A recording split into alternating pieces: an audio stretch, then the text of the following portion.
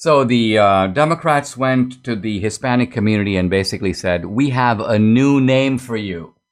And the Hispanics are answering, no, thank you. You don't get to name us. The name, of course, is Latinx.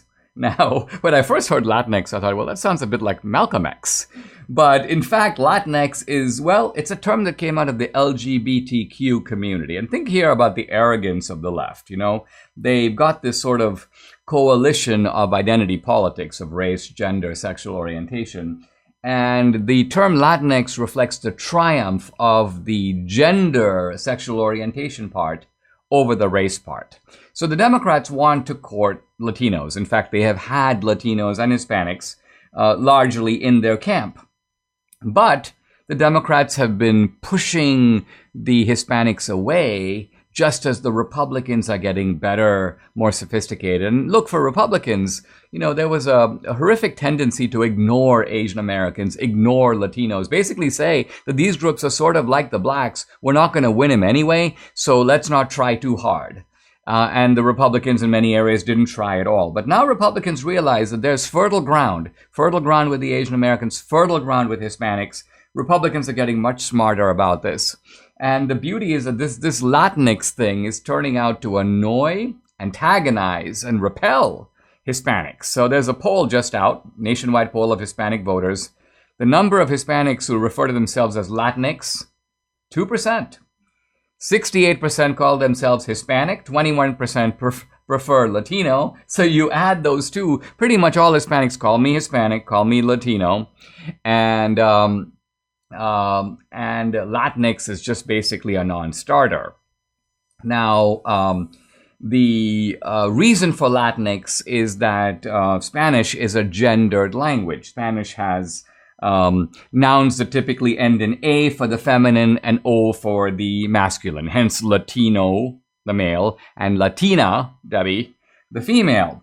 But apparently the LGBTQ types don't want gendered language.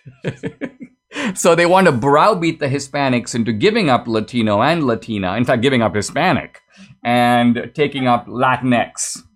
And because here's the Virginia Republican Attorney General-elect. This is Jason Miyares, who's, by the way, Cuban. And he goes, progressives are engaging in a type of cultural Marxism, a recasting of societal norms. And he goes, go for it, guys. He goes, quote, I believe that every time they use the term Latinx, they lose another Latino vote. And one of the founders of Univision, this is Joaquin Blaya. Yeah, Univision. Debbie goes, Dinesh, this is the Indo-European accent of yours trying to pronounce Spanish words. Well, anyway, this guy says, Joaquin Blaya, he says, listen, you know, we've built this whole channel, Univision, you could say the same of Telemundo. He goes, using the Spanish language as the common denominator. He says, we can't start, we're not going to talk about the Latinx. He goes, quote, it's too weird, it's dumb, it's foreign, and it's not Spanish. So where this is going is that the left is blindly, in its usual bludgeoning style, trying to compel the Latinos to sing to their music, their politically correct music, their woke music.